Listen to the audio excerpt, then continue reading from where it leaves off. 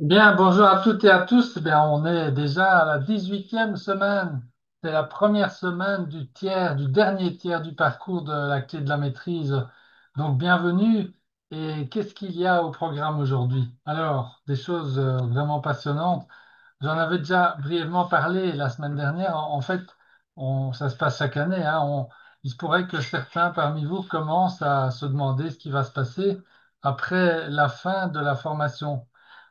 Donc, on s'est dit que ce serait bien de vous en apporter une meilleure visibilité sur ce qui va se passer. Donc, alors ensuite, on aura le thème principal d'aujourd'hui, c'est la fabrication d'un plan, et on commencera par l'illustrer avec la manière dont cette formation elle-même, la clé de la maîtrise, a été planifiée, qui va nous amener à la pyramide de John Wooden et la révélation d'une progression secrète et invisible que vous avez parcourue depuis le début puisqu'en fait, elle a servi de référence à cette matière de la clé de la maîtrise dans chacune des 22 semaines qui vont se dérouler jusque début juillet.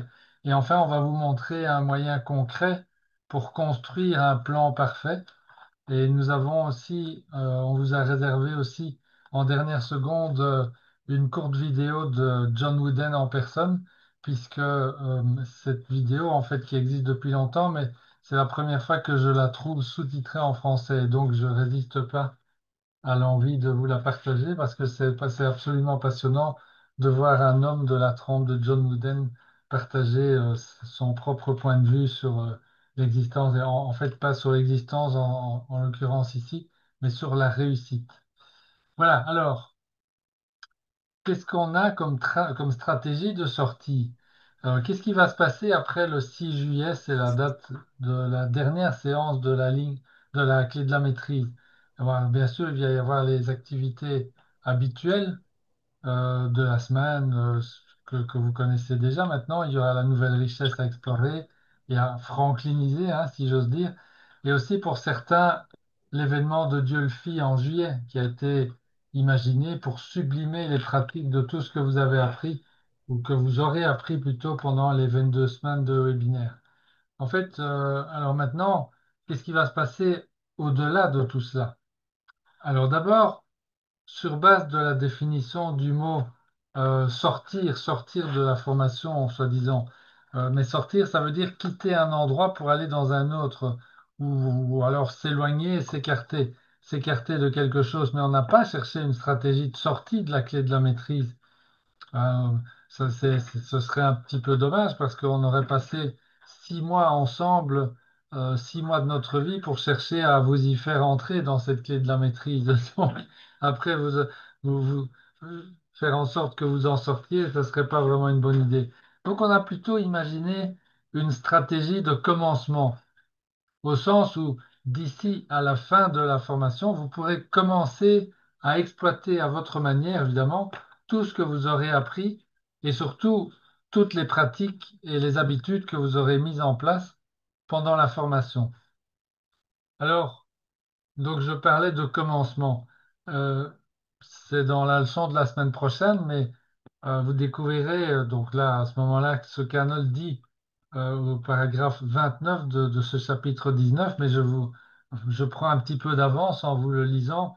Il nous dit, prenez conscience que le jour approche à grands pas, son aube est à portée de main maintenant, où les modes de pensée et d'action devront être ajustés afin d'accroître rapidement notre connaissance du fonctionnement des principes éternels. Alors, c'est quoi ces principes éternels? Ben, en fait, ce sont les lois de l'esprit. Alors, c'est aussi les vérités, les richesses de vivre dans la grandeur.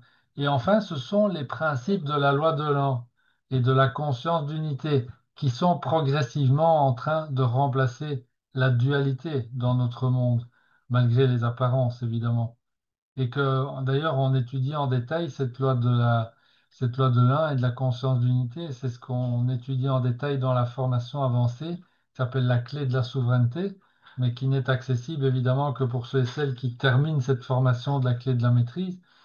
Et voilà. Et donc, on explorera aussi d'ailleurs pour ceux qui seront présents au live event, on va aussi explorer ce concept, ces principes de la loi de l'un et de la conscience d'unité, parce que ça devient vraiment quelque chose de vital. Alors, comme disait quelqu'un d'illustre, tous ceux et toutes celles qui ont des yeux pour voir et des oreilles pour entendre savent que ce jour dont parlait Arnold dans le petit paragraphe que je viens de vous lire, eh bien, ce jour est maintenant arrivé.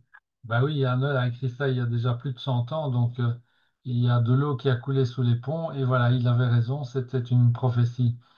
Et vous avez et vous continuez à augmenter rapidement vos connaissances d'ailleurs, si vous suivez les exigences au niveau des pratiques. Alors on a préparé donc cette transition de l'après 6 juillet ensemble, figurez-vous, depuis le début. Alors on va vous montrer comment. Ça va être un gros thème d'aujourd'hui. Alors avant ça, une petite seconde supplémentaire pour bien clarifier ces notions d'objectif, de stratégie et de tactique en regardant leurs définitions respectives. Alors, un objectif, c'est ce que nous voulons, OK? Donc, par exemple, dans cette formation, en ce qui nous concerne, notre objectif, à Françoise et moi, et au guide, c'est de permettre l'avènement de personnes autonomes qui pensent par elles-mêmes, qui sont confiantes en elles et en la vie et qui réussissent en créant des changements durables dans leur vie. Et si cet objectif est rempli, en ce qui nous concerne, ben, il en ressortira donc des personnes qui deviendront des héros dans leur propre vie. Alors, la stratégie, ben, c'est quoi? C'est le plan pour atteindre un objectif. Alors ici, dans notre exemple de la formation, à l'évidence, ben, le plan, dans notre stratégie, pour notre objectif que je viens de citer, c'est la formation tout entière, avec les exercices intégrés qui deviennent des pratiques et qui vous aident à créer des nouvelles habitudes et des nouvelles progressions. Alors à ça va s'ajouter une série d'activités durant tout le deuxième semestre, en tout cas pour ceux et celles qui voudront rester dans le bain et garder un contact régulier avec les autres membres de la communauté de vivre dans la grandeur. Et enfin, la tactique. C'est quoi? Ben, ce sont les tâches quotidiennes que nous faisons pour mettre en œuvre la stratégie qui permettra d'atteindre l'objectif. Voilà, c'est aussi simple que ça. Alors maintenant, voyons ce qu'il en est de la formation. On a l'objectif, donc, des personnes autonomes qui pensent par elles-mêmes. Ça, c'est l'objectif. On a la stratégie, c'est la formation de la clé de la maîtrise que vous êtes en train de suivre. Voilà, donc, et en dernier, voyons si nous avons la tactique, c'est-à-dire les pratiques et les habitudes. Ben, je vous le donne en mille.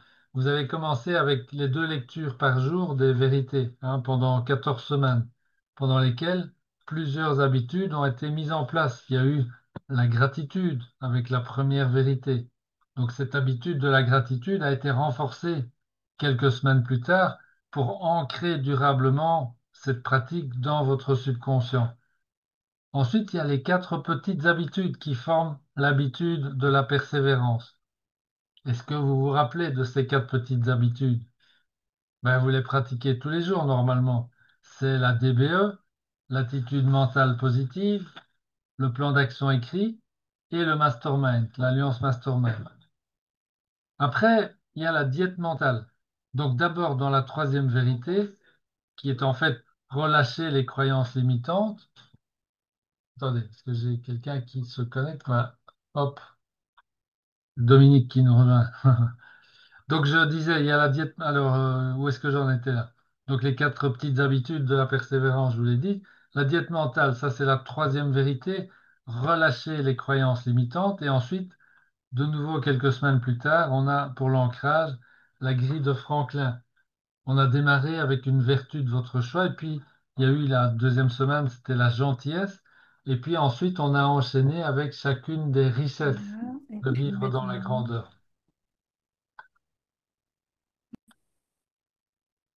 Voilà, ensuite on a couplé l'usage de la grille de Franklin avec le partage de 2 expériences par jour dans l'Alliance. Alors c'est comme ça qu'on développe donc 2 habitudes, celle de nous focaliser sur une richesse, hein, celle donc, que nous voulons faire croître forcément au niveau de notre caractère, et alors l'habitude de partager en mastermind. Bon là, il y a des petits efforts à faire, hein, les amis, parce que c'est pas brillant, mais c'est pas grave. On est d'une année à l'autre, c'est pas pareil. Ensuite, notre fiche des services. Donc, celle-là, vous la connaissez aussi, hein. On avait commencé avec les corvées, puis on l'a renommée fiche des services.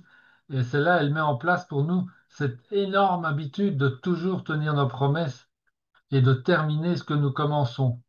Voilà, on décide d'une chose qu'on veut réaliser, on écrit ça sur la fiche, une petite chose hein, pour être sûr de la terminer, hein, je vous rappelle. Ensuite, on lit cette fiche tous les jours et on promet de faire la chose, et puis on la fait. Et enfin, on célèbre la réussite. Et ça, évidemment, c'est énorme puisque le subconscient, je vous le rappelle, ne voit pas la différence entre une petite tâche de service et quelque chose de beaucoup plus ambitieux, par exemple un but essentiel. Voilà. Après, qu'est-ce qu'il y a d'autre? Il y a la pause assise dans ces pratiques. Françoise vous a dit dans l'introduction à quel point c'était une habitude vitale. Et elle l'est aussi, en effet, pour tous ceux et celles qui, parmi vous, ont l'ambition de devenir des penseurs libres et autonomes, ce qui est quand même pas évident dans le chaos actuel. Il y a aussi les lectures quotidiennes de la DBE et tous ses dérivés. Hein, vous savez, hein, le constructeur d'empreintes mentales, Vivre dans la grandeur, le livre de Hanel, etc. Et puis enfin, les mantras que vous avez appris et pris l'habitude de vous répéter chaque jour à vous-même, comme le fais-le maintenant, ou je peux être ce que je veux être, et ainsi de suite. Alors, pensez-vous que si on vous avait annoncé au début de la formation que vous alliez travailler à créer toutes ces habitudes dans les 4 mois qui allaient suivre, pensez-vous que vous auriez démarré? Bah, il est probable que la plupart d'entre vous auraient pris leurs jambes à leur cou face au défi que ça représente.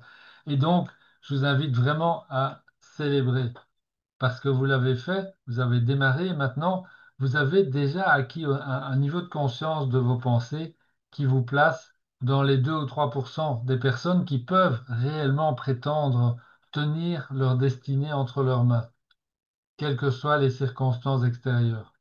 Voilà, alors j'espère que vous appréciez à sa juste valeur cette qualité que vous avez acquise grâce à votre travail, et en particulier par les temps qui courent. Et si vous avez encore quelques doutes sur le fait que vous n'avez pas nécessairement fait tout le travail, rassurez-vous, le temps est devant vous, vous avez toujours l'opportunité de corriger ça, vous avez la vie devant vous. Donc la seule chose à ne pas faire, c'est de lâcher, évidemment. Ok, alors maintenant,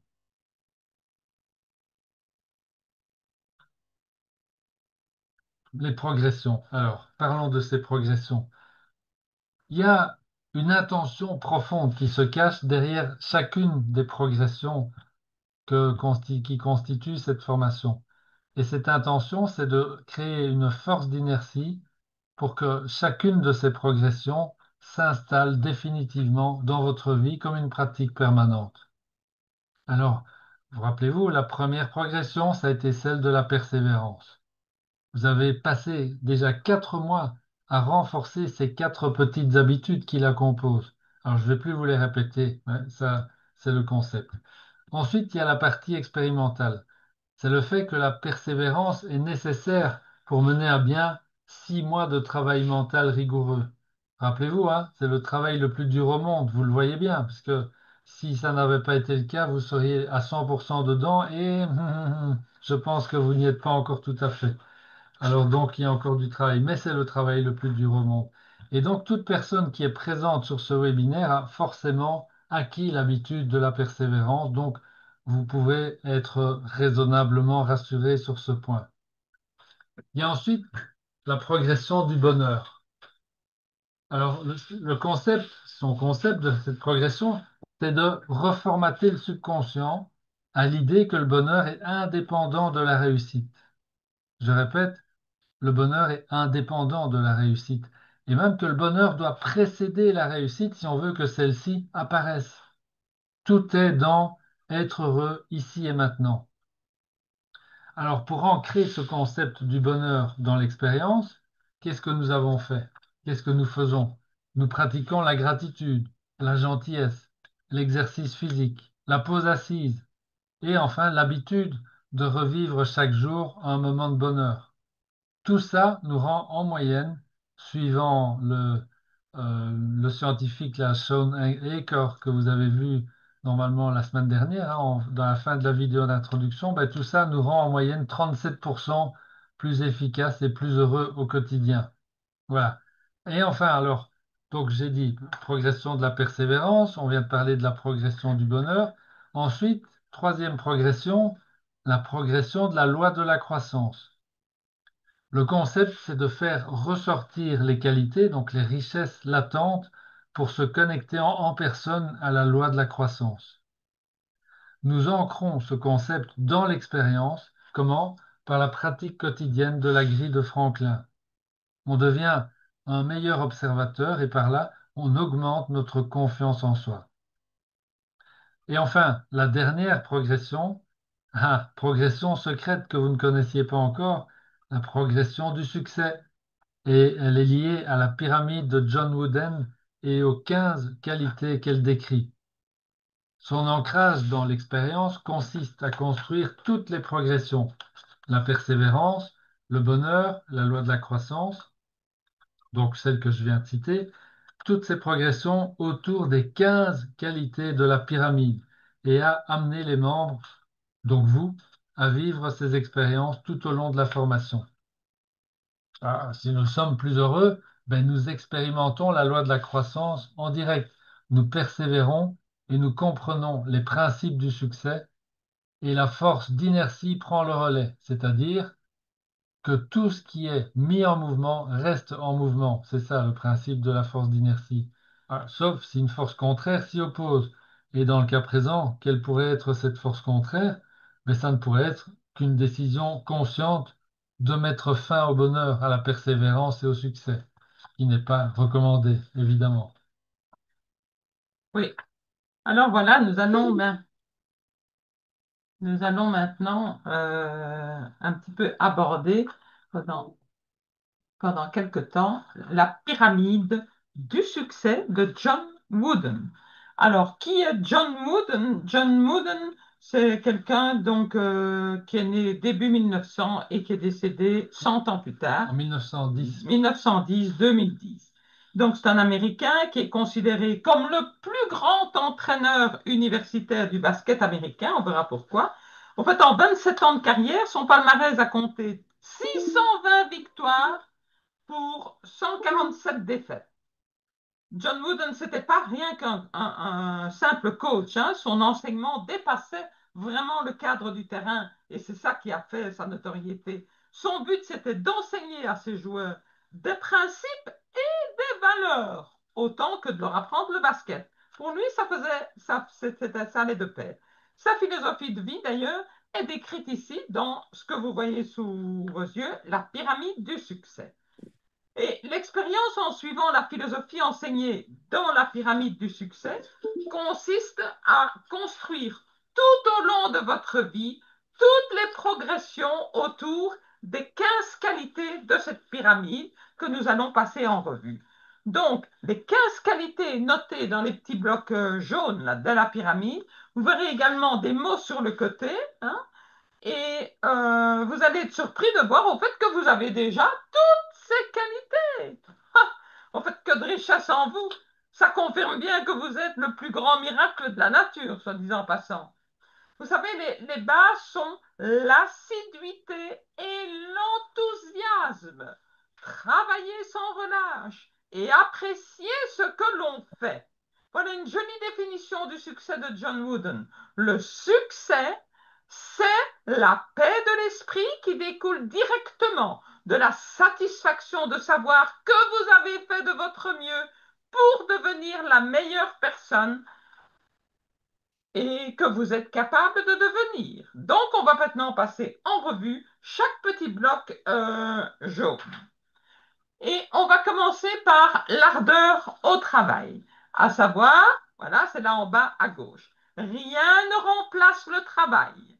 Les résultats valables viennent d'un travail assidu et d'une planification attentive.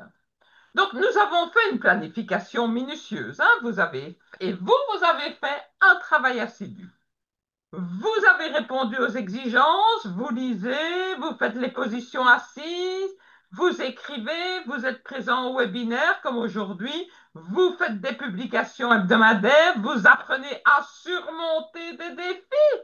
Beaucoup d'entre eux sont juste d'ordre technique d'ailleurs. Beaucoup de défis relatifs au temps. Mais vous le faites et c'est la preuve que vous êtes travailleur. Alors continuez ainsi. Et l'enthousiasme, c'est le coin en bas à droite, se transmet à ceux avec qui tu entres en contact. Tu dois véritablement prendre plaisir à ce que tu fais. Autrement dit, fais le choix de profiter de ce que tu fais. Ça signifie que la source se manifeste en toi. Et c'est formidable. Tu as appris que l'imagination est le seul pont vers l'enthousiasme et tous les exercices, depuis même les paquets de fiches, le poster de rêve, la lecture de la DBE, sont tous conçus pour stimuler ton imagination qui, rappelez-vous, est le pont vers l'enthousiasme. Et nous vous avons toujours encouragé à faire preuve d'un enthousiasme constant dans vos lectures, ce que tu as appris et pratiqué d'ailleurs depuis le début. Alors, la compétitivité en haut de la pyramide, hein. Sois à ton meilleur niveau lorsque le meilleur est requis. Prendre plaisir à un défi difficile. Mais ça a commencé tôt avec le gars ou la fille dans le miroir. Reste avec lui ou avec elle. Chaque leçon est conçue pour tirer le meilleur de vous-même. Tu as appris à créer avec les autres dans les masterminds. Tu as appris à rivaliser avec toi-même et à faire de ton mieux. Pas seulement du mieux que tu peux. Alors, nous avons donné les deux façons les plus simples d'apprendre à rivaliser avec toi-même, qui sont qu'est-ce que je prétends ne pas savoir? Que ferait la personne que j'ai l'intention de devenir? Que ferait-elle ensuite? Tout cela tirera de toi la grandeur de ton moi supérieur. Mais en fait, c'est ça la magie, c'est que tu as déjà tous les outils. Il n'y a pas lieu de s'inquiéter ou d'avoir peur de la fin de la formation. C'est formidable, vous avez déjà tout. Et les trois blocs maintenant qu'on a fait, les trois blocs des angles, au fait, hein, angulaires de la pyramide du succès, ça y est, ils sont fixés. Au fait, depuis le premier jour, il y a eu une progression importante. D'ailleurs, tu nous as souvent entendu dire que le tout est plus grand que la somme des parties. Nous ne faisions jamais qu'une seule chose à la fois. Il y avait toujours des plans intégrés et des progressions en vue à votre succès dans tous les domaines de la vie. Alors, s'il vous plaît, mais continuez à exécuter ce qui vous est demandé de faire. Bon, on va revenir à la pyramide là, du succès de John Wooden et on va retourner à la qualité de la maîtrise de soi, du self-control, en bas, enfin deuxième rang maintenant, à gauche. Pratique l'autodiscipline et garde les émotions sous contrôle. Un bon jugement et du bon sens sont essentiels. D'ailleurs, pratiquer l'autodiscipline et garder tes émotions sous contrôle, si tu ne maîtrises pas encore ça, ben, tu vas le faire bientôt. Il te faut beaucoup de contrôle pour faire tes lectures et t'asseoir tous les jours. Penser à quel point c'était insupportable au début. Et maintenant, mais pour la plupart d'entre vous, c'est passé à l'habitude, à une bonne habitude. Et vous le faites quotidiennement, hein, la lecture de Vivre dans la grandeur chaque jour.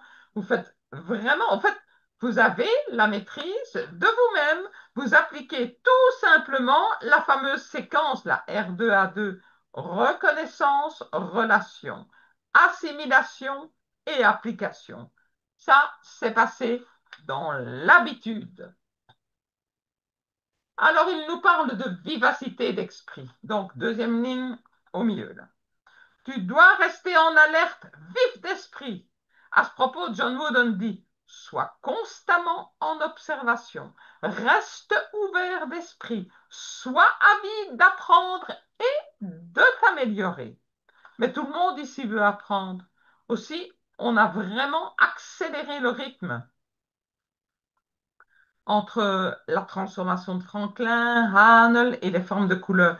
Et on t'encourage à maintes reprises à rester un observateur à rester en alerte. Vous savez, il faut en général entre 21 et 42 jours pour développer une nouvelle habitude. Et il ne reste que 28 jours.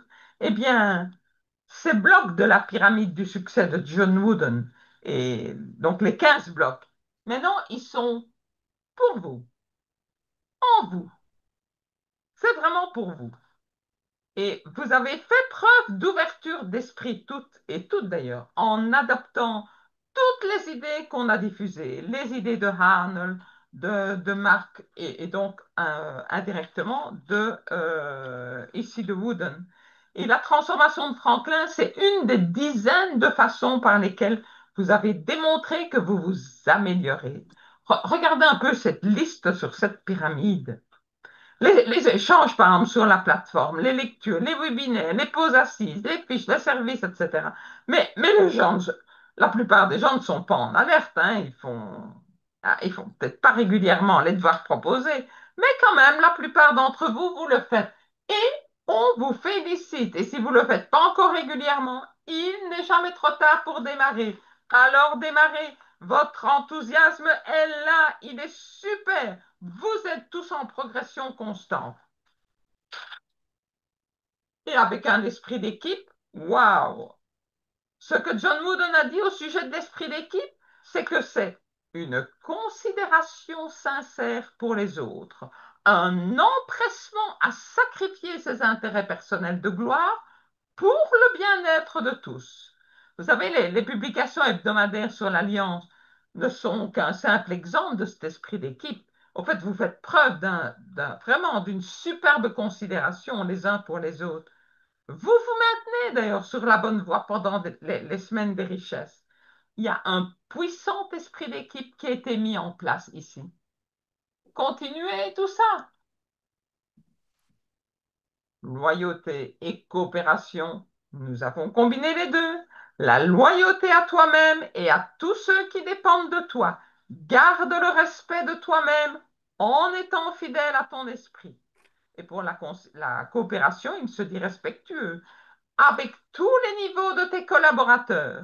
Écoute si tu veux être entendu. Intéresse-toi à trouver la meilleure voie, pas ta propre voie. C'est parfait. Soyez intéressés à trouver la meilleure façon de coopérer. En fait, nous vous avons demandé de coopérer avec le principe là, de l'alliance mastermind, qui consiste à deux personnes, ou plus d'ailleurs, de travailler en harmonie, puisque l'harmonie, vous savez bien, c'est un élévateur de coopération. Et avec les semaines de partage des richesses, vous êtes attentifs les uns aux autres. Et nous avons construit la progression. Au fait, nous l'avons construite à partir du jour 1 au mois de février pour vous. Et ça, ce n'était pas la partie la plus excitante. C'est quoi la partie excitante? Eh bien, c'est que vous avez déjà exécuté toute la pyramide du succès. John Wooden y suggère de développer l'initiative en apprenant à cultiver la capacité à prendre des décisions et à penser par soi-même. Ne pas craindre l'échec, mais apprendre de lui. Chaque tâche accomplie démontre une initiative personnelle. Donc, cherchez un lien avec Mark Januszewski, Arnold, les exercices que vous faites, eh bien, c'est l'initiative. C'est formidable. Pouvez-vous voir comme vous êtes déjà engagé finalement dans votre avenir, l'avenir que vous avez déjà réussi à créer. Vous savez, ce sont les pavés blancs de votre futur. Le savoir-faire, le savoir et la capacité à exécuter correctement et rapidement les fondamentaux soient prêts et couvrent chaque petit détail. La condition mentale, morale, physique, repos, régime et exercice doivent être pris en compte. Pratique la modération, élimine les distractions. Au fait, nous avons travaillé pour mettre en place des principes de base, hein, des habitudes, ça vous l'avez observé. C'est vivre dans la grandeur chaque jour, la position assise, les idées, les formes de couleurs. Mais la bonne nouvelle, c'est que vous maîtrisez tous ces outils. Vous êtes toutes et tous des héros. le gars et la fille dans le miroir, ça vous maintient tous en forme mentalement et moralement. Vous avez accepté et même satisfait à toutes les exigences d'honneur. Oh, nous vous avons d'ailleurs encouragé à faire des exercices physiques. Est-ce que vous le faites? Ça fait partie de la progression du bonheur. Augment Guinness nous le rappelle. Je chéris mon corps avec propreté et modération. Bon, attendez, je vais interrompre Françoise parce que j'ai un petit souci d'écran là. Ah Il y oui? a, il y a le Là, il PowerPoint y a un bug. qui nous joue des drôles de tours. Donc, soyez patients si vous permettez. Je vais voir si je peux corriger ça. Je ne sais Oh. pas ce qui se passe, mais c'est vraiment curieux. J'ai ma pyramide qui s'efface là, de Ah, façon inattendue. Alors, on va essayer de voir si c'est récupérable directement.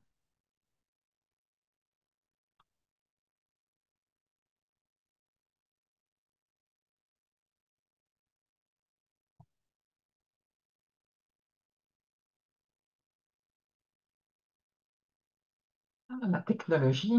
Mhm. Mais ça va se résoudre.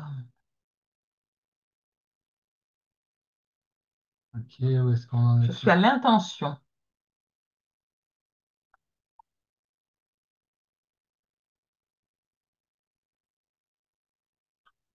Là.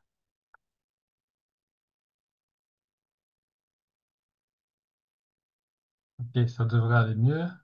Ah oui, je voyais avec les cercles rouges. Ouais. Oui, oui. Mm. Ah, est-ce que vous êtes là? Je vous ai perdu. Ne bougez pas. Oups. Ok, donc je repartage l'écran. Ça devrait aller mieux. Voilà, ça va. Désolé pour ce petit incident technique. Voilà, François, je te laisse continuer. Super. L'intention, c'est important. On est où là dans l'intention? Dans la pyramide? Alors, on est, où est-ce qu'il y a? Ici, à droite. OK. Deuxième rang à droite. Oui. Alors, fixe un but réaliste, concentre-toi sur sa réalisation en résistant à toutes les tentations et en étant déterminé et persévérant. Eh bien voilà, tu es allé au-delà de celui-ci. Tu as regardé en profondeur pour trouver tes BPA et développer ta vision. Et tu as écrit et même réécrit et même écrit ta DBE. Tu as appris les 7 lois de l'esprit, maîtrisé la loi de la substitution, qui est vraiment le véritable antidote à la tentation, hein, au lieu de simplement y résister.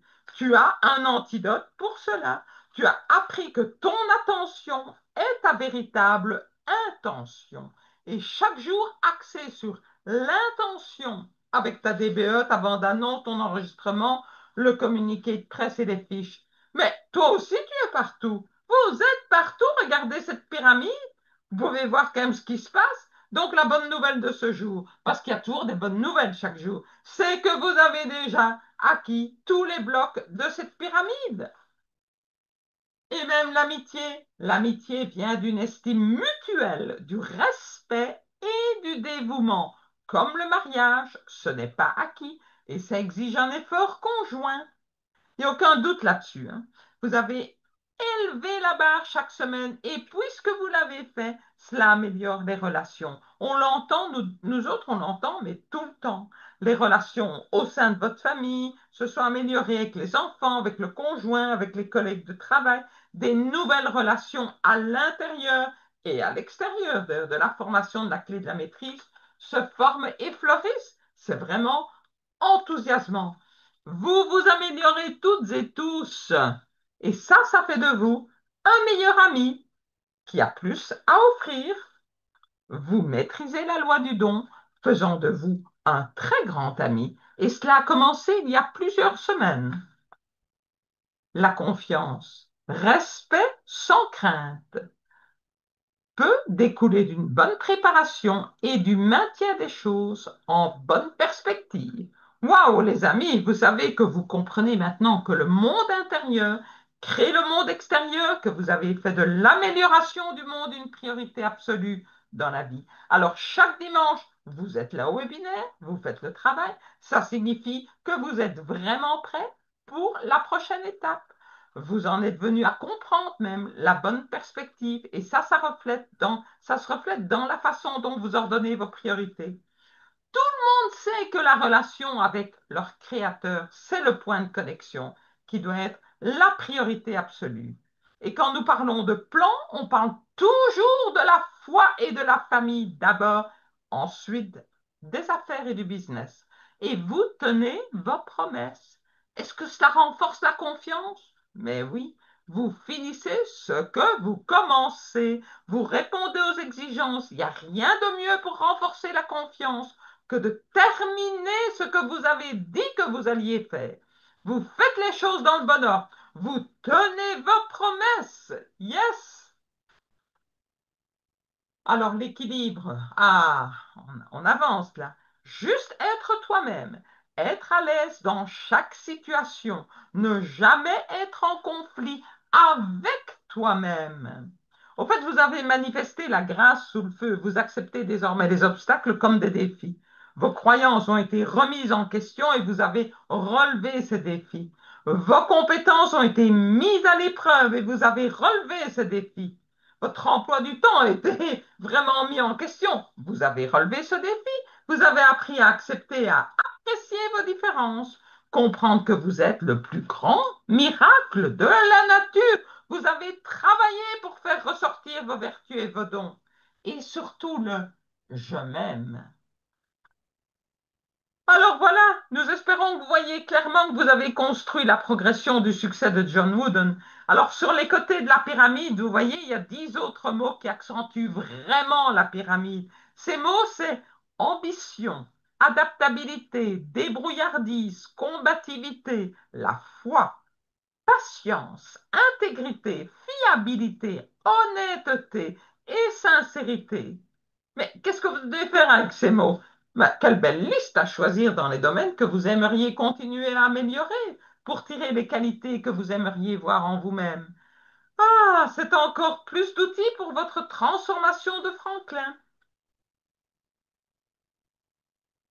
Alors, une fois que vous maîtrisez le processus, vous pouvez pratiquement changer tout ce que vous voulez sur demande. Le changement devient littéralement sans effort et automatique. Vous avez appris à tirer parti des outils et des astuces pour entraîner votre cerveau.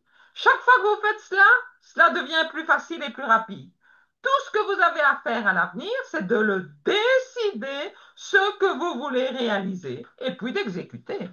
Votre cerveau sait déjà quoi faire. Vous l'avez formé maintenant pour réussir. Et maintenant, vous savez comment construire et activer un plan de changement parfait. Là, c'est vrai que la première fois que vous avez fait ça, c'est vrai que ce n'était pas familier. Mais maintenant, après 4 mois, ça fait partie d'une habitude. Il y a toujours un plan pour votre succès. Et la cerise sur le gâteau. Ah, bien sûr, tout le monde le sait, c'est que les gens n'ont pas l'intention d'échouer. Ils échouent simplement à ne pas planifier. Vous avez ressenti l'énergie pendant chaque semaine des richesses. Vous avez créé cette fabuleuse même énergie au cours de ces dernières semaines. Vous avez aidé les autres et ils vous ont aidé à rester sur la bonne voie avec l'objectif et le plan. Et vous êtes entré dans cette communauté de la clé de la maîtrise pour maintenir votre bourse d'études. Et ce que vous avez vraiment vécu constitue une solide alliance mastermind. Bon, vous savez tous qu'une alliance mastermind, c'est deux personnes ou plus qui travaillent en parfaite harmonie pour un objectif précis. Ce que vous devez faire le plus tôt possible pour que ces habitudes gagnantes restent intactes. C'est un processus de continuation pour vous. Et maintenant, vous savez que toutes les progressions ont été construites autour de la pyramide à succès de John Wooden, mais le seul ingrédient manquant pour certaines personnes, c'est une alliance mastermind. Alors, créez un mastermind pour fortifier votre nouveau plan. Si vous le faites, eh bien, le 6 juillet, vous aurez assuré votre succès. Le mastermind, vous le savez, il est nécessaire. Si ce n'est pas encore fait, alors faites-le maintenant. Mettez votre mastermind en place maintenant. Faites-le maintenant. Et pour conclure, Ben, l'ardeur au travail. Les résultats valables viennent d'un travail assidu et d'une planification attentive. Arnold nous le dit, le désir ajouté à la concentration arrachera n'importe quel secret à la nature. Mais vous faites partie de la nature, alors pensez à augmenter la concentration et à soumettre le plan. De toute façon, mettez-vous en route maintenant. Faites-le maintenant. Ouais, ok. Alors, bah, tout le monde sait qu'une DBE sans un plan, ben, ce n'est qu'un fantasme. Et donc, il faut un plan pour rendre la DBE réelle. Alors, vous savez comment construire le plan parfait, ou on va dire le plan qui va fonctionner, c'est le plan d'action écrit. C'est l'une des quatre petites habitudes de la persévérance. Vous faites ça normalement depuis des semaines. C'est la fiche planning hein, au dos de votre bande-annonce ou le recopiage à côté de votre DBE. Et vous avez aussi les deux questions des 2 dernières semaines qu'on vous a données. Ce sont des accélérateurs de cette mise en pratique de votre plan. Première question, qu'est-ce que je fais semblant de ne pas savoir? Hein, par exemple, est-ce que je fais semblant de ne pas savoir ce que j'ai à faire pour réaliser tel ou tel but de ma DBE? Et alors, il y a l'autre question qui s'adresse au futur soi. Qu'est-ce que la personne que j'ai l'intention de devenir ferait ensuite? Voilà, donc je vous invite à être assidu à la tâche et à faire un petit peu de planification active. Parce que la différence entre savoir quoi faire et le faire, c'est si oui ou non c'est inscrit à l'agenda. Donc, faisons-le maintenant. Alors, le mental, l'esprit. Attention, je suis pas au bon endroit. Voilà. Le mental. Donc, le monde intérieur crée le monde extérieur. Tout le monde le sait aujourd'hui. Enfin, tout le monde dans la formation ici le sait. On a déjà donc ce plan parfait pour le monde intérieur. Hein, vous avez tout ce qui est écrit sur votre fiche, 25 fois le fait le maintenant, 2 fois par jour à haute voix, ce sont les habitudes, la lecture de vivre dans un grand 2, etc. Donc ça, c'est ce qui va enrichir le sol, votre sol en nutriments. Vous avez ça au dos de la bande-annonce et c'est le plan parfait pour votre monde intérieur, pour la construction de votre monde intérieur. La méthode, ce sont les choses que nous faisons chaque jour pour avancer vers notre nouvelle réalité. Hein, rappelez-vous, c'était la notion de tactique dans les définitions qu'on donnait tout au début de cette séance. On se focalise sur notre affaire, notre business, notre activité professionnelle, et les mêmes principes d'ailleurs s'appliquent dans tous les domaines que vous voulez maîtriser dans votre vie. À côté du business, il n'y a pas que le business, évidemment. Hein. Alors, nous savons aussi qu'il y a d'abord la pensée. La pensée précède toujours l'action. Et donc, maintenant, je vais vous donner, on va dire, une méthode qui a fait ses preuves et qui est un outil vraiment très intéressant pour changer votre destin économique. Ça a d'ailleurs permis aux plus grandes entreprises de la planète de prospérer et ça vient de très très loin. Alors, puisque vous avez été fidèle à votre travail avec votre DBE jusqu'à maintenant, eh bien, voici qu'arrive à vous cette méthode qui va vous permettre d'améliorer votre potentiel de réalisation de vos buts essentiels. Cette méthode, ce sont les choses que nous faisons chaque jour pour progresser vers notre nouvelle réalité. Hein, donc, c'est ce qu'on avait appelé la tactique. On se focalise un instant sur le business, sur l'activité professionnelle. On prend ça comme exemple. Mais rappelez-vous, vous appliquez ça dans n'importe quel domaine de votre vie. Hein, les finances, les relations, etc., etc., votre travail personnel et ainsi de suite. Voilà. Donc, je dirais votre santé, pareil, hein, si vous faites du sport, si vous éduquez les enfants, etc., etc. Alors, si on entretient les bonnes pensées, donc ça c'est la pensée qui précède l'action, ben forcément, si on a les bonnes pensées, les actions qui suivent sont les bonnes. C'est automatique, ça vient du subconscient. Par contre, si vous n'avez pas les actions que vous voulez, ben vous savez qu'il y a quelque chose à ajuster ou à améliorer au niveau des pensées ou de l'état d'esprit. Voilà. Donc ici, donc vous allez découvrir, comme je le disais, quelque chose qui va vraiment tout changer pour vous si vous appliquez. C'est une méthode pour construire un plan parfait. Et c'est basé sur ce principe qui s'appelle le principe du hérisson, qui est assez connu en management. C'est un philosophe du XXe siècle qui s'appelle Isaiah Berlin qui a inventé ça. Bon, et parce qu'il cherchait un moyen simple pour distinguer deux catégories de philosophes et de penseurs. Les philosophes et les penseurs pour qui le monde ne peut pas être réduit à une simple idée. Alors, par exemple, dans cette catégorie, on a Aristote ou Erasme, Shakespeare, Molière, Goethe, Balzac. Et alors l'autre catégorie de penseurs, de philosophes qui voient le monde à travers une seule règle simple. Exemple, Socrate. Ben, lui, sa règle, c'est facile, hein, connais-toi toi-même. Platon, Pascal, Hegel, Nietzsche, Proust, etc. Et le principe est le suivant. Comme pratiquement toujours, lorsqu'on est confronté à une question difficile, on sait que la nature a déjà trouvé la réponse à cette question. À ce propos, je fais une brève parenthèse pour ne pas oublier moi-même. J'ai reçu ce matin même une invitation de la part de... euh, ah mince, c'est l'économie bleue, donc l'auteur de l'économie bleue qui propose de s'inscrire sur Günther son site. Paul. Günther Pauli, merci Françoise.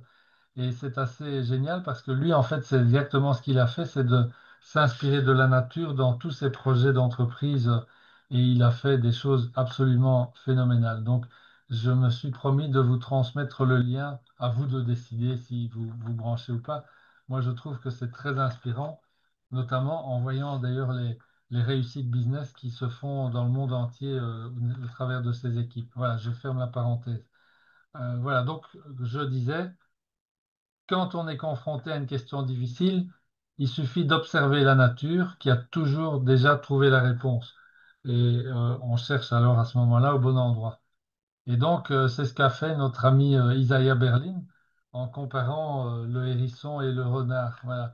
Et c'est un fait prouvé dans la nature précisément, que le hérisson, ben, il gagne toujours face au renard. Mais pourquoi? Ben, tout le monde connaît la méthode du hérisson, hein. Il protège ses parties vulnérables, les parties vulnérables de son corps en se mettant en boule, de sorte que le renard, ben, quand il rencontre, il veut s'attaquer au hérisson, il rencontre que des épines. Alors évidemment, le renard va essayer de ruser, etc. Mais le hérisson, il n'en a cure, il attend simplement, patiemment, que le renard s'en aille, c'est tout. C'est simple et efficace. Et comment est-ce qu'alors on pourrait traduire ça en une méthode utile pour nous-mêmes? Alors, voyons ça. Le hérisson gagne parce qu'il garde les choses simples. Et pour nous, rester simple, ce serait par exemple de rester dans une zone commune aux trois domaines, qui serait ce que vous avez à l'écran, les suivants, ce qui nous passionne profondément, ce dans quoi nous pouvons être le meilleur au monde et ce qui fait tourner notre moteur économique. Et pour garder les choses simples, ben, le hérisson, il simplifie d'abord le plan et il va développer une concentration de laser. Normalement, vous avez les outils pour faire ça aussi. Et puis ensuite, il va travailler le plan. Il va commencer par entretenir et faire une grande, par entretenir et faire grandir une passion profonde. Ben alors ça, c'est quoi? C'est votre DBE et c'est le désir brûlant. Ensuite, le hérisson va étudier comment devenir le meilleur du monde. Comment il va faire ça? En trouvant le ou les choses dans lesquelles il excelle. Les meilleures ressources dont il dispose. Ben, dans son cas, ce sont ses épines, évidemment. Et aussi ses talents uniques. Ben, dans son cas, sa patience. Alors donc, je vous pose la question, quels sont vos talents uniques? Quelles sont vos ressources privilégiées? Quel est votre produit ou votre service unique? Quels sont vos talents uniques? Voilà ce qu'il faut chercher. Alors après ça, il reste un dernier domaine à clarifier. Qu'est-ce qui fait tourner votre moteur économique? Autrement dit, quelles sont les deux ou trois tâches prioritaires qui font tourner la machine? Alors, dans la vidéo d'introduction, si je me rappelle bien, Françoise utilise les balles de tennis dans sa démonstration pour montrer les tâches prioritaires. Ça, c'est dans la vidéo d'introduction. Donc, si vous n'avez pas regardé, regardez-la. Alors, je récapitule. Comme le hérisson qui simplifie le plan, ben, on vous invite à faire pareil. Vous avez déjà une passion qui est en quelque sorte synthétisée dans votre DBE. Vous découvrez en quoi vous êtes excellent, donc vos talents, c'est ce qui créera votre produit ou votre service et qui déterminera vos ressources et qui révélera vos talents uniques. Là, ça demande peut-être encore un petit peu de recherche. Pas nécessairement, mais parfois. Et puis, alors, vous allez identifier les deux ou trois tâches principales qui vont faire tourner votre moteur économique. Donc, vous vous concentrez sur ces tâches en y consacrant au moins 80% de votre temps contre 20% pour toutes les tâches restantes. Ça, c'est ce qu'on a montré dans la vidéo d'introduction. Alors, je répète, vous avez déjà la DBE et normalement, vous connaissez déjà votre zone d'excellence. Il vous reste maintenant à identifier les deux ou trois tâches qui font tourner votre moteur économique. Alors, vous pouvez les trouver la plupart du temps simplement avec ces deux questions. Qu'est-ce que je fais semblant de ne pas savoir et que ferait la personne que j'ai l'intention de devenir? Si vous vous posez ces questions et que vous cherchez à y répondre honnêtement et en toute authenticité et transparence, eh bien, vous allez normalement trouver la réponse. Et si après ça, vous ne les avez pas encore identifiées avec certitude, ben, il vous reste à appliquer une technique simple et puissante pour y arriver. Et ça, c'est ce que je vous ai montré dans la vidéo d'introduction aussi et que on ne va pas refaire aujourd'hui. Normalement, je le refais là maintenant, mais j'ai décidé, comme je vous l'ai dit tout à l'heure, de remplacer cette petite portion pour garder le timing par la courte vidéo de John Wooden parce que je trouve que il est encore plus inspirant que ce qu'on pourrait vous donner en répétant simplement ce qu'on a déjà dit dans la vidéo d'introduction. Voilà. Alors, bon, pour terminer avec le renard et le hérisson, donc je résume, le renard connaît plein de choses, mais le hérisson connaît une chose essentielle que le renard ne connaît pas, ou bien qu'il ne prend pas en considération. Et quelle est cette chose essentielle que connaît le hérisson? Il sait, bien sûr, que c'est le monde intérieur qui détermine le monde extérieur, que la pensée vient donc avant et que l'action juste viendra si la pensée est juste. Bon, ça, le renard le sait aussi. Mais ce que le hérisson sait en plus, c'est qu'il peut se concentrer sur la partie commune entre passion, talent et moteur économique. Et donc, il lui faut trouver ce fameux moteur économique. Et s'il le trouve, alors il peut réaliser son désir, ses rêves et sa DBA. Voilà. Alors donc, je vous ai dit, il y a moyen de le faire avec un outil qui s'appelle la comparaison par pair. Et je vous ai vraiment résumé ça complètement dans la vidéo d'introduction. Donc, je vous invite à la regarder encore une fois si vous voulez maîtriser cet outil. Je vous le conseille parce que c'est un excellent outil. Tout ce que vous avez à faire, c'est à résumer, à trouver en fait la liste de tout ce de toutes les tâches, les actions qui composent votre business et ensuite de faire ce travail de comparaison par pair. En résumant, ça va vous aider à condenser en fait votre liste et à trouver les deux ou trois. Ben, ici, on fait l'exercice avec deux. Si vous pensez qu'il en faut trois, vous faites avec trois. Normalement, avec deux, vous avez ce qu'il faut. Et donc, vous allez trouver en fait les deux actions qui sont les moteurs de votre activité économique. Donc, je passe tout ça. Et une fois que vous avez, donc ici, pour l'exemple que j'avais, il y a l'action A et l'action B, vous allez passer dans votre planification. 50% de votre temps, vous allez le consacrer à l'activité A et 25% de votre temps à l'activité B. Et seulement les 25% restants, vous allez le consacrer à tout le reste. Voilà. Et si vous faites ça, eh ben, normalement, ben, vous êtes dans la réussite, en tout cas au niveau de votre business. Donc, la recette spécifique du succès, vous avez maintenant les trois composantes clés de votre réussite, ce qui vous passionne, là où vous êtes le meilleur et ce qui fait tourner votre moteur économique, et vous concentrez dans le centre. Ça, c'est la recette. Maintenant, une recette, ça ne se mange pas, vous le savez. Pour que ça marche, il faut passer à l'action. Donc, il ne suffit pas d'avoir la recette, il faut pouvoir la mettre en pratique, sinon, il n'y a rien qui va changer. Alors, à ce stade, ce que je vais faire maintenant, c'est de arrêter le partage et de mettre en route la vidéo c'est pas une interview en fait, c'est un TED Talk d'une quinzaine de minutes de John Wooden qui a été fait en 2001. Il avait à l'époque 92 ans, John Wooden, et donc il va reparler en fait de ce qu'il animait et notamment de sa pyramide du succès que Françoise a décrite tout à l'heure et qui a été la base, la fondation aussi de cette formation dans une progression secrète que vous avez vécue au travers des séances jusqu'à maintenant. Et en fait, je vous rappelle que John Wooden est toujours aujourd'hui considéré comme le coach, le plus grand coach de l'histoire du basket américain, puisqu'il a mené à l'époque son équipe de UCLA, c'était l'Université de Californie à Los Angeles. Il a mené son équipe à la victoire 10 fois d'affilée, donc pendant 10 ans d'affilée, ce qui est un exploit qui n'a jamais été refait depuis, qui n'avait jamais été fait avant et qui n'a jamais été refait jusqu'à présent. Et donc, vous allez voir dans cette interview, pas dans cette interview, dans ce TED Talk, qu'en fait, il explique en fait ce qui a animé sa démarche et ce qui a fait qu'en fait, il a réussi à faire ça avec ses joueurs, etc. Et évidemment, l'intérêt de tout ça, c'est pas que vous avez envie de devenir des joueurs de basket euh, aguerris, c'est pas ça du tout. C'est qu'en fait, les principes que John Wooden a appliqués pour son équipe, ben, ils s'appliquent à 100%, évidemment, dans notre vie à tous. Voilà. Alors maintenant, laissez-moi une minute, je vais brancher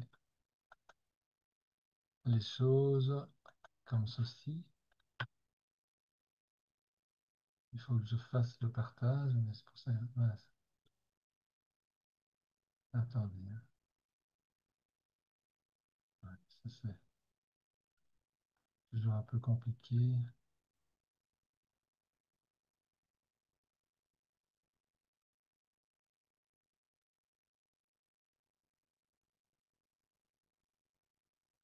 Voilà, c'est ça.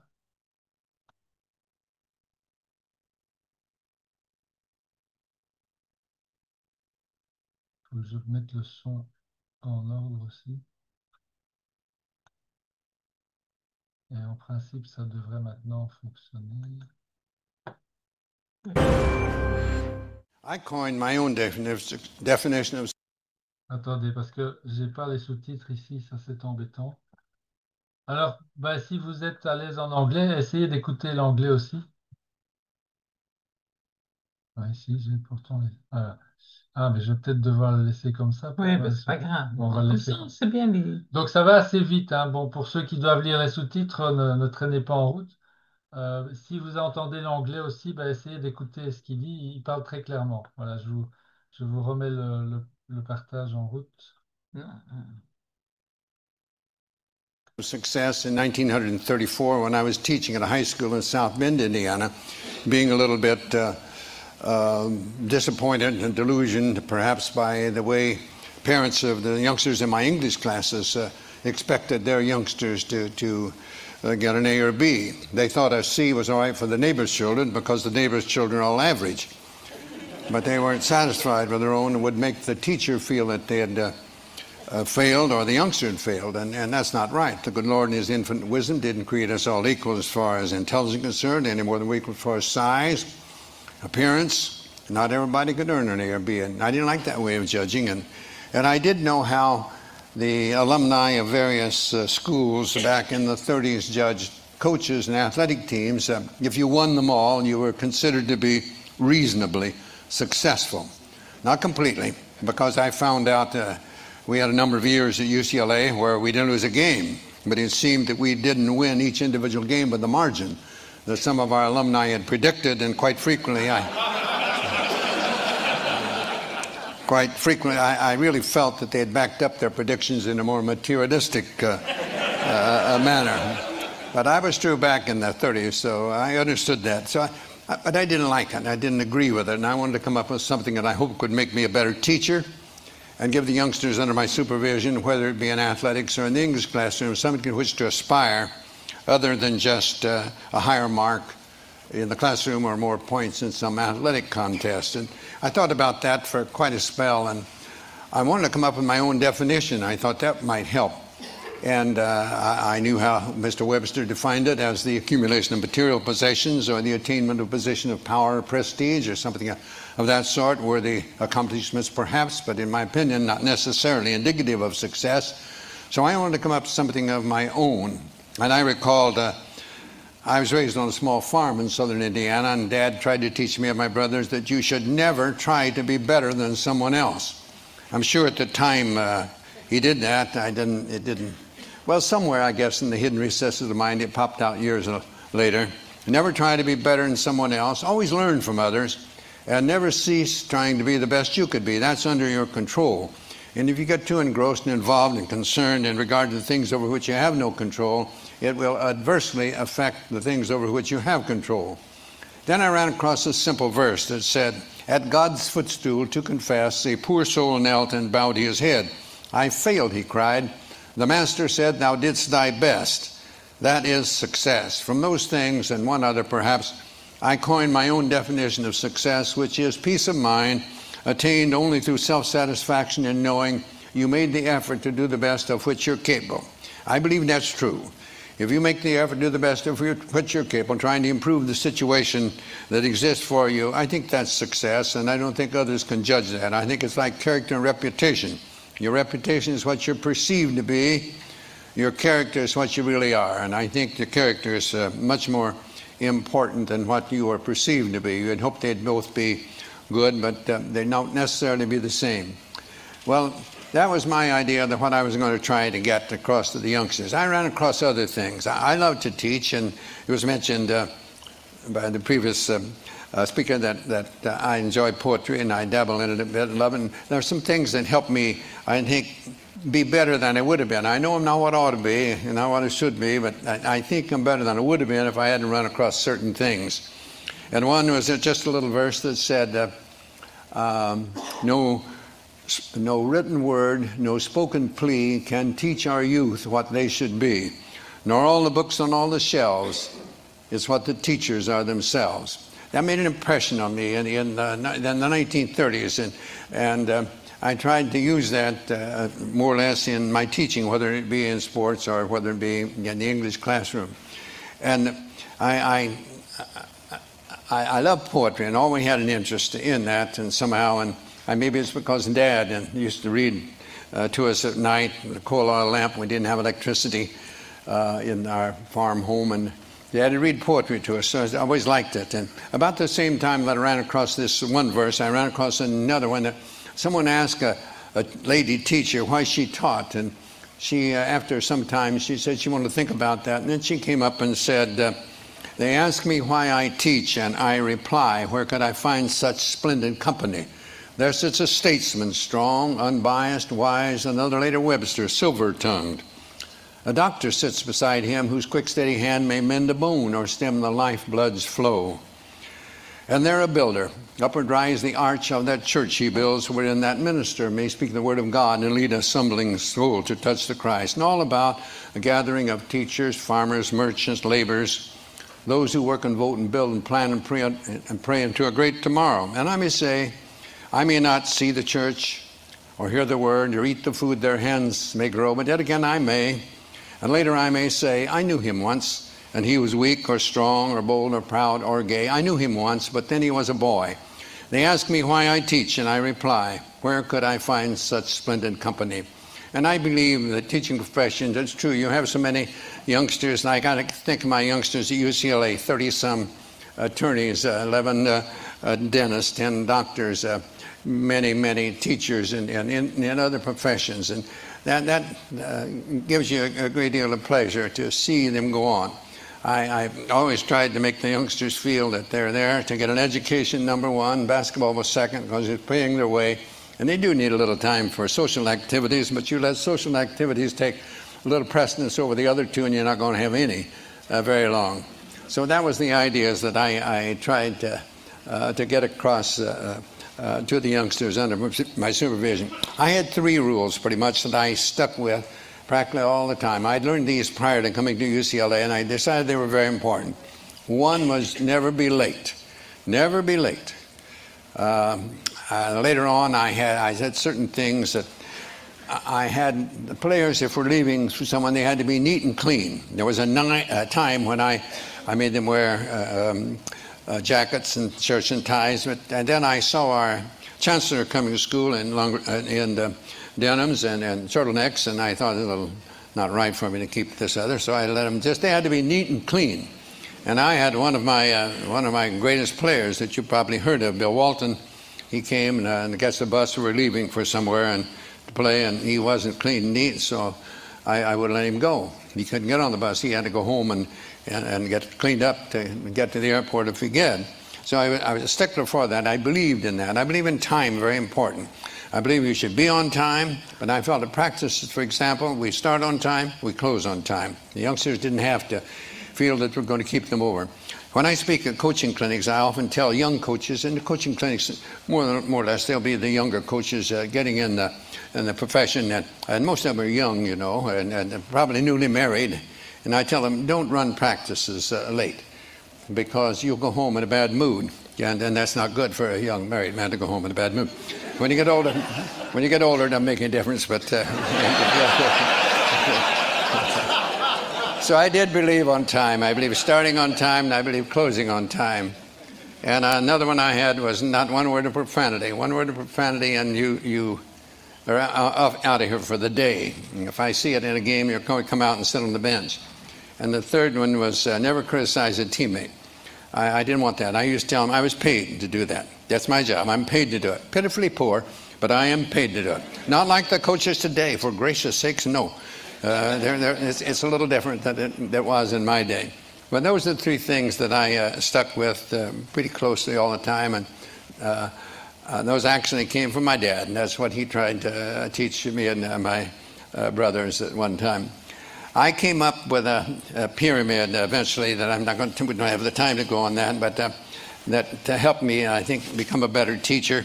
And this is something like this, and I had blocks in the pyramid, and the cornerstones being industrious and enthusiasm, working hard and enjoying what you're doing, coming up to the apex, according to my definition of success, and right at the top, faith and patience. And I say to you, in whatever you're doing, you must be patient. You have to have patience. We want things to happen to us. We talk about our youth being impatient a lot, and they are. They want to change everything. They think all change is progress, and we get a little older, we sort of let things go, and we forget that there is no progress without change. So you must have patience, and I believe that we must have faith. I believe that we must believe, really believe, not just give a word service, believe that things will work out as they should, providing we do what we should. I think our tendency is to hope that things will turn out the way we want them to so much of the time, but we don't do the things that are necessary to make those things become reality. I worked on this for some 14 years, and I think it helped me become a better teacher, but it all evolved around that original definition of success. You know, a number of years ago, there was a Major League Baseball umpire by the name of George Moriarty, and he spelled Moriarty with only one I. I'd never seen that before, but he did. And big league baseball players, they're very perceptive about those things, and they noticed he had only one I in his name. And you'd be surprised how many also told him that was one more than he had in his head at various times.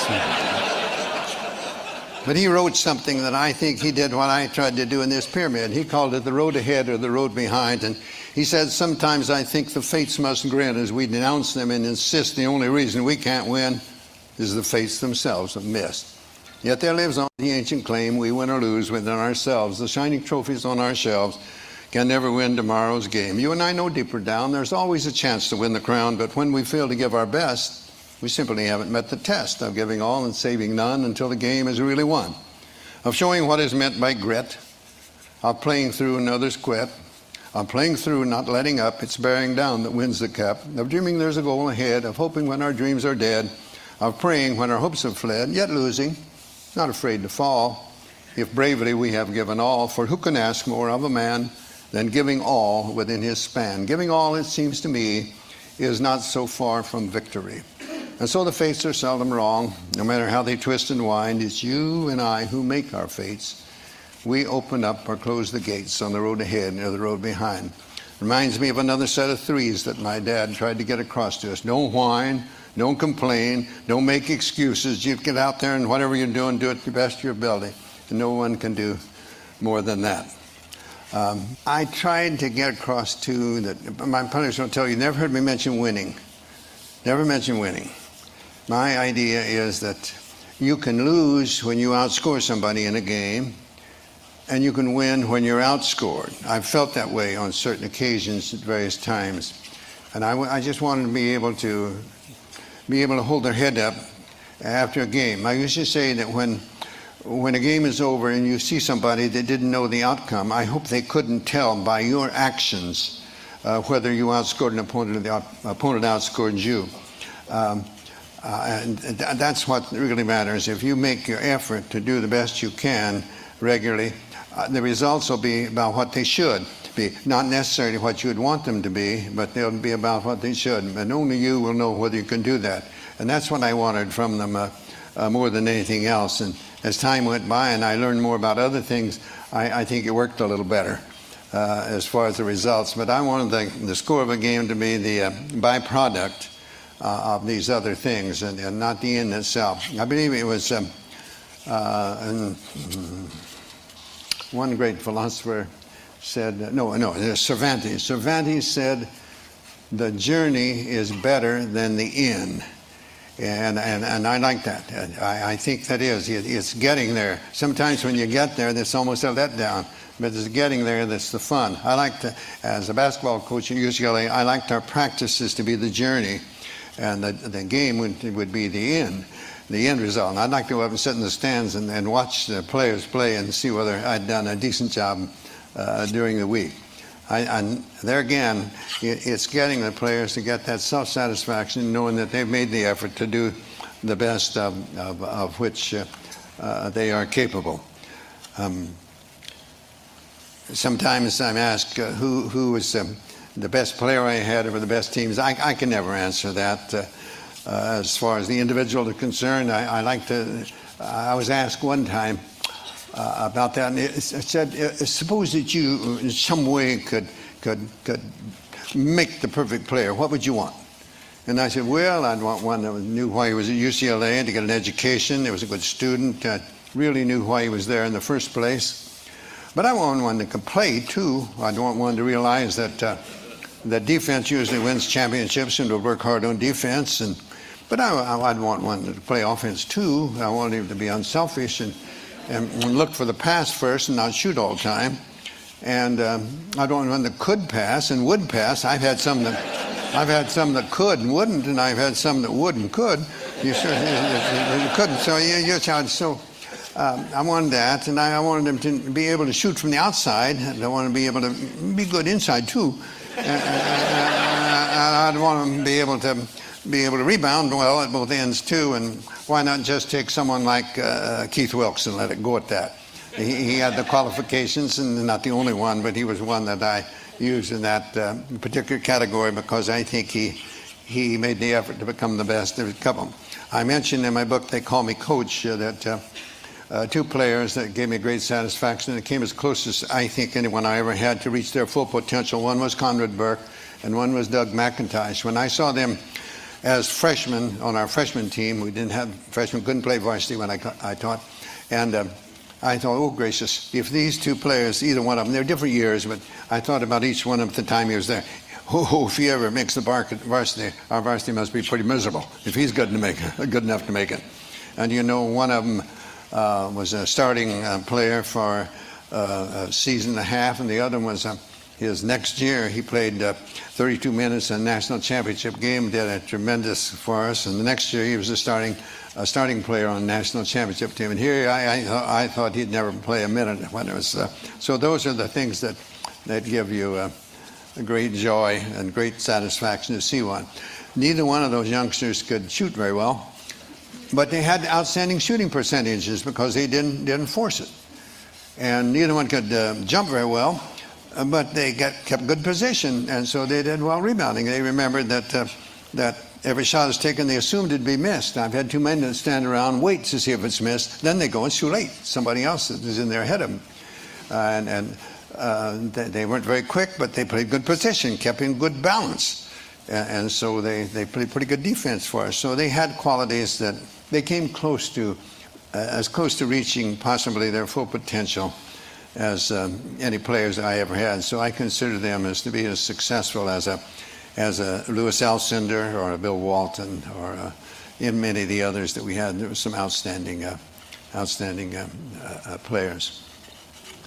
Have I rambled enough? I was heard that when he makes his appearance, I was supposed to shut up.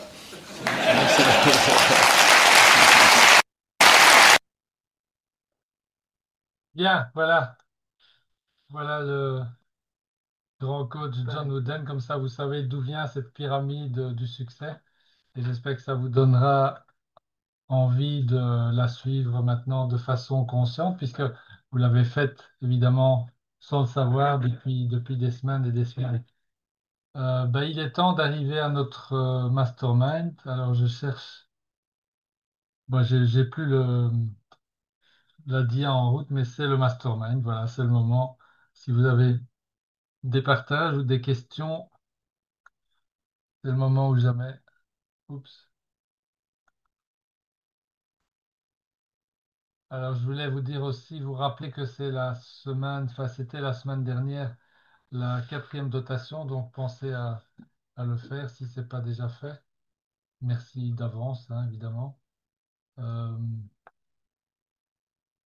il en restera une en début juillet, ce sera la dernière semaine et aussi la dernière séance avant la suite.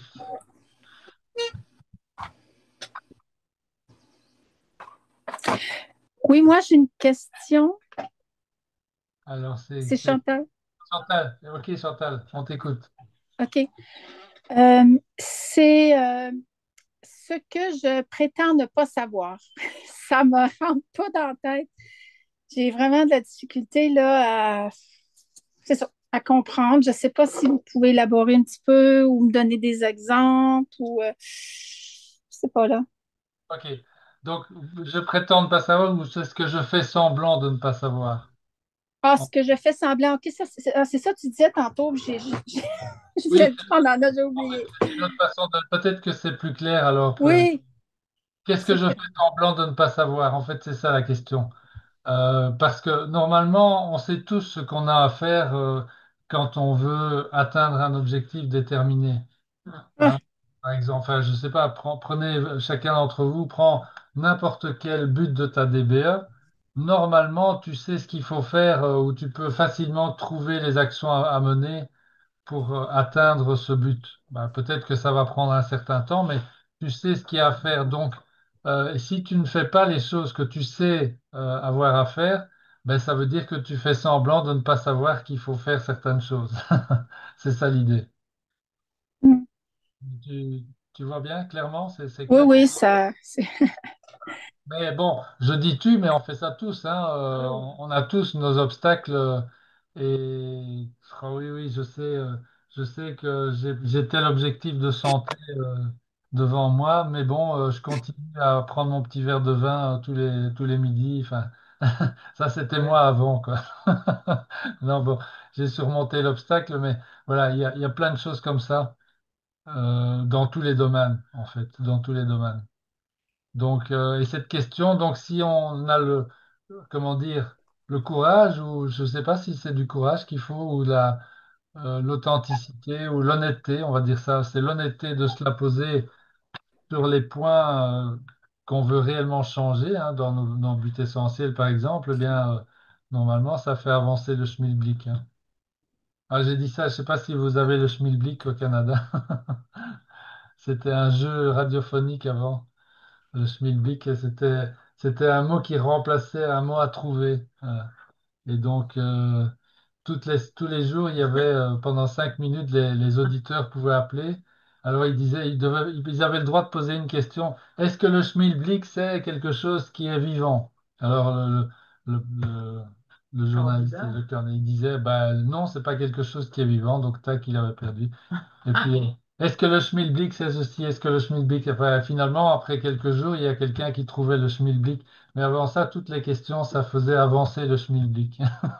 Hmm, je sais pas. OK. D'accord, merci. Je t'en prie, Chantal.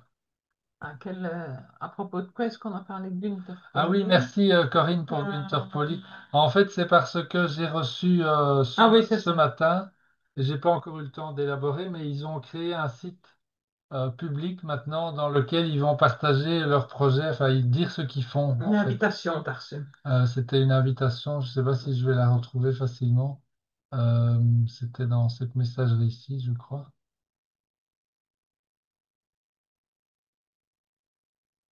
Donc, Günther Pauli a écrit L'économie bleue il y a quelques années et il est Blue Education, voilà, c'est ça. Alors, attendez, je ne sais pas comment je pourrais faire ça. Bon, vous savez quoi, je vais faire un forward du message que j'ai reçu. Ça s'appelle un concentré d'économie bleue à découvrir sur YouTube. Donc, c'est une chaîne YouTube en fait qu'ils ont créée sur l'économie bleue. Vous découvrirez ce que c'est et tout, c'est absolument passionnant. Je pense que j'en ai déjà parlé à certains d'entre vous. Euh, mais ils ont des projets complètement, enfin, hors norme par rapport à ce qu'on connaît, même dans les histoires d'écologie et de développement durable. En fait, le, ce que dit Günther Pauli, c'est que l'écologie, c'est pas suffisant, en fait, parce que polluer moins, c'est toujours polluer. Et donc, en fait, lui et son équipe, ils disent, ce qu'on veut, c'est trouver des solutions qui sont totalement en phase avec la nature et qui respectent à 100% la planète, les humains, etc., et les animaux, enfin, tout ce qui est vivant, et le vivant en général. Voilà. Et il y arrive, je peux vous dire, il a fait des projets complètement hallucinants qui sont totalement inspirants, quoi. Voilà, voilà.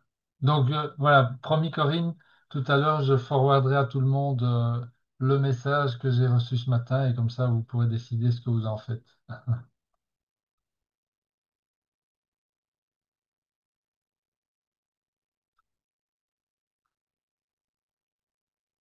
Euh, ah oui, je pourrais aussi vous donner le lien de cette vidéo qu'on vient de voir de John Wooden, parce que c'est vrai que ça va un peu vite.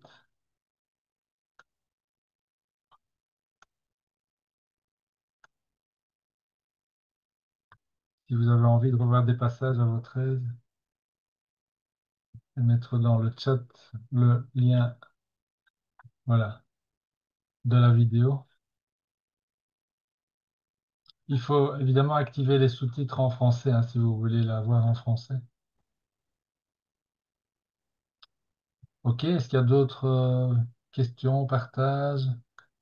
Est-ce que- Théorie du hérisson et du renard, c'est intéressant aussi. Oui, oui, oui, bah, en fait, moi Vraiment, j'applique de ça mettre ça maintenant d'application, hein. avec notamment Ça peut la être vraiment. comparaison par pair, c'est très très puissant. Je Oui, peux vous dire, ça marche bien. Quel que soit le domaine dans lequel vous faites. La chose la plus difficile, c'est de lister en fait toutes les tâches hum. significatives, par exemple, de votre business. Mais enfin, si vous connaissez bien votre sujet, ça ne devrait pas être trop compliqué.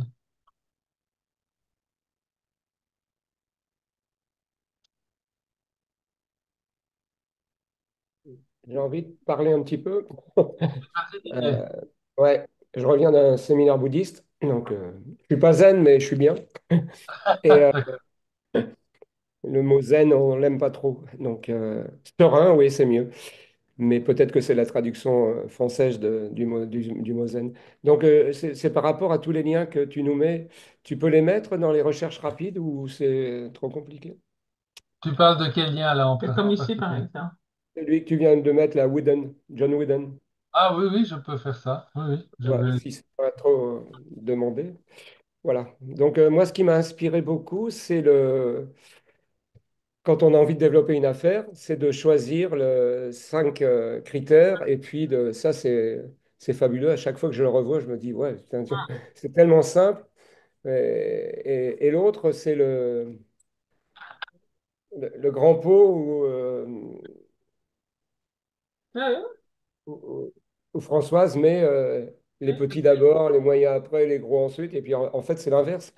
Il faut Hum. d'abord s'attacher aux tâches les plus importantes et après, mais Oui. c'est évident quand on voit le dessin, enfin, la petite vidéo, mais on l'oublie tellement souvent et tellement facilement que voilà. Alors, je ne Donc, sais pas si on l'oublie, Didier. En fait, en tout cas, je vais parler pour moi, mais je suis sûr que vous allez pouvoir vous reconnaître aussi. Et c'est lié à la question de Chantal. Qu'est-ce que je fais semblant de ne pas savoir? voilà. Forcément, je fais semblant de ne pas savoir que si je fais d'abord si je fais d'abord les tâches qui sont l'équivalent des petits cailloux, je ne vais pas arriver à faire les tâches qui correspondent aux balles de tennis. Voilà, c'est sûr, on le sait, je le sais. Ouais. Donc pourquoi est-ce que je fais quand même d'abord les autres? Ben, c'est parce que j'ai pas envie ou il y a quelque chose qui me retient Mm. de faire les tâches les plus importantes d'abord. Et Donc, ça, donc c'est bien ça, c'est qu'est-ce que je fais semblant de ne pas savoir, c'est exactement ça. On est en plein dans la résolution. ouais. Ok, merci. Merci à toi. Ah, je vois qu'il y a Jean, tu as levé la main, donc vas-y Jean. Vous m'entendez? On Ouais. t'entend. Ah, tu es en voiture. Oui, je suis en voiture, désolé. J'avais un spectacle ce matin et là, j'ai un cours tantôt.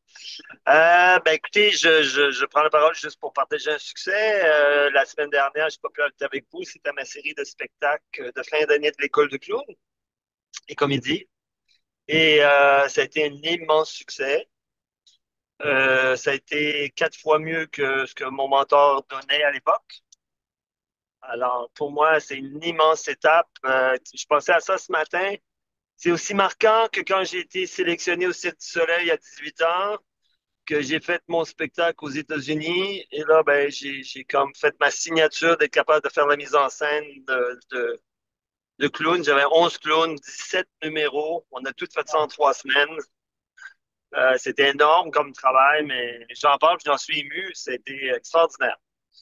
Alors, j'ai plein de gros défis qui sont devant moi, mais la synchronicité m'aide encore, alors tout va bien. Bien, bravo Jean, c'est chouette d'entendre ça. Et donc, et je sais pas, hein, est-ce que par hasard le spectacle a été filmé ou est-ce qu'il y a des traces visuelles qu'on pourrait Oui, ça a été filmé. J'attends la captation du dernier spectacle qui pour moi était le meilleur. Et ce qui est encore mieux, parce que normalement, quand on fait des spectacles avec des étudiants, le premier, c'est il y a la fébrilité, le trac, et c'est souvent le meilleur. Le deuxième est moins bon et le troisième, il est bien. Mais là, ça a été une progression. Le deuxième était meilleur et le troisième encore mieux. Alors, je les ai bien coachés, je les ai bien entourés des bonnes attitudes pour travailler en harmonie et tout, là. Ça a été vraiment extraordinaire. super. Bah oui, donc on sera curieux de voir si on a Ouais. l'occasion de jeter un petit coup d'œil. Bravo à Oui, toi. oui, je vais essayer de vous partager le lien quand je vais. Là, on est en train de faire les transferts vidéo sur un lien Internet, puis ça me ferait plaisir de partager le lien si vous voulez avoir un coup d'œil là-dessus. Ça va, et donc ça veut dire il y a un potentiel de croissance du coup pour l'école elle-même, et donc on peut s'attendre à voir les choses croître dans les années qui viennent pour l'école de clown. Peut-être même Oui, la oui, mais en fait, moi, c'était mon premier, alors c'était tout un défi. Maintenant, ben, j'ai la certitude de mes capacités.